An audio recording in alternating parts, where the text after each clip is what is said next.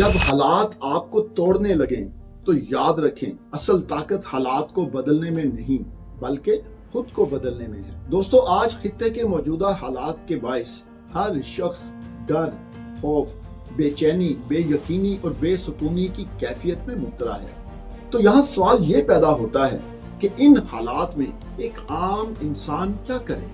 यकीनन ना आप और ना ही मैं हालात को तो बदल नहीं सकते, लेकिन खुद को तो बदल सकते हैं। वो कैसे?